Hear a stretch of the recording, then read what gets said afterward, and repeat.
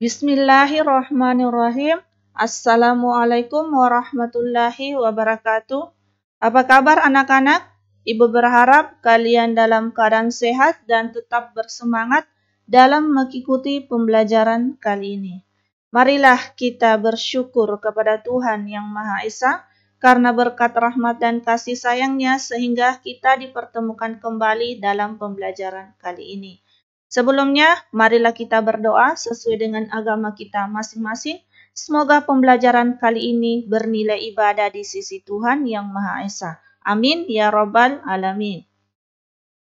Tokoh dan penemuan, tema ketiga, pembelajaran 4, 5, dan 6. Subtema ketiga, ayo menjadi penemu. Tujuan pembelajaran yang pertama PPKN. Setelah berdiskusi, siswa mampu mengidentifikasi contoh pelaksanaan kewajiban dalam kehidupan sehari-hari dengan terperinci. Setelah berdiskusi, siswa mampu menjelaskan dampak dari melaksanakan dan tidak melaksanakan tanggung jawab terhadap kewajiban dengan terperinci. Tujuan pembelajaran yang berikutnya yaitu bahasa Indonesia.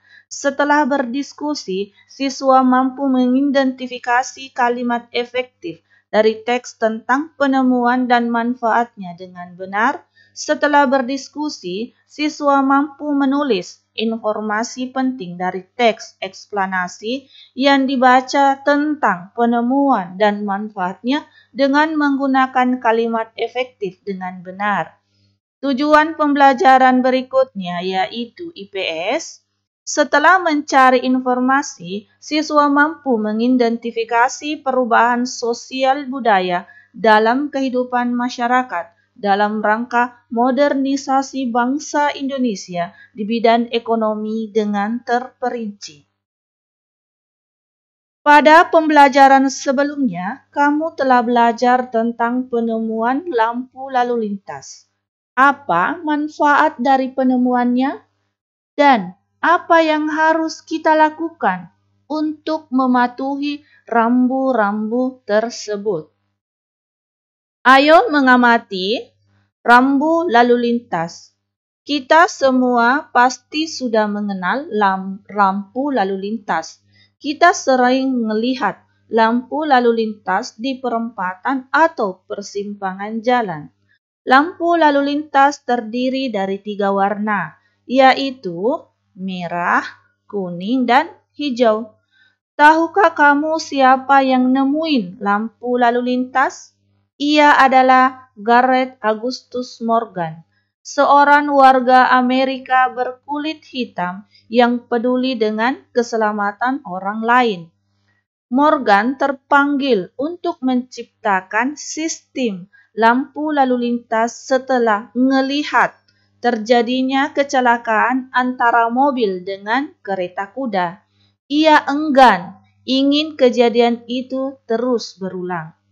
Hingga saat ini, penemuan Morgan sangat bermanfaat untuk mengatur lalu lintas dan menyelamatkan penggunaan jalan dari kecelakaan. Setelah kalian membaca rambu lalu lintas, maka temukan kosakata non baku dan kalimat tidak efektif dalam teks tersebut dan tuliskan dalam tabel berikut.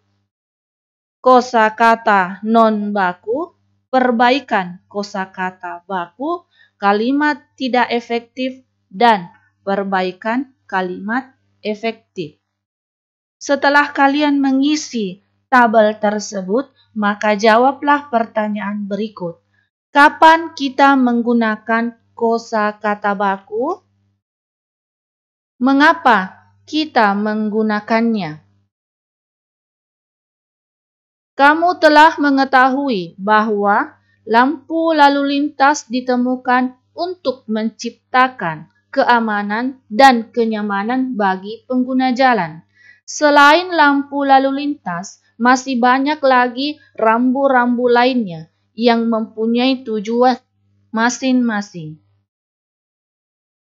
Setiap warga negara mempunyai kewajiban untuk mematuhi rambu-rambu lalu lintas tersebut agar hak orang lain untuk mendapatkan keamanan dan kenyamanan terjamin. Berdasarkan pengalamanmu, diskusikan dalam kelompok tentang contoh sikap warga yang sudah menunaikan kewajiban sebagai warga yang baik di jalan raya. Berikan pula contoh penggunaan jalan yang tidak melaksanakan kewajibannya dan tuliskan dalam tabel berikut. Kalian tuliskan contoh masyarakat yang melaksanakan kewajiban, contoh masyarakat yang tidak melaksanakan kewajiban, dan akibat terhadap masyarakat yang tidak melaksanakan kewajiban. Setelah kalian mengisi tabel tersebut, maka perhatikanlah rambu-rambu lalu lintas lainnya dan amati rambu-rambu berikut ini. Perhatikan gambar pertama, gambar kedua, ketiga, keempat, kelima, keenam, dan ketujuh. Ibu yakin kalian telah melihat rambu-rambu lalu lintas tersebut di jalan. Setelah kalian mengamati rambu-rambu ini, maka jawablah pertanyaan berikut. Apa arti dari masing-masing rambu tersebut? Apa manfaat rambu-rambu tersebut bagi pengguna jalan? Jika rambu-rambu tersebut tidak ada, apa pengaruhnya terhadap pengguna jalan? Apakah kamu pernah melihat rambu-rambu lain di jalan?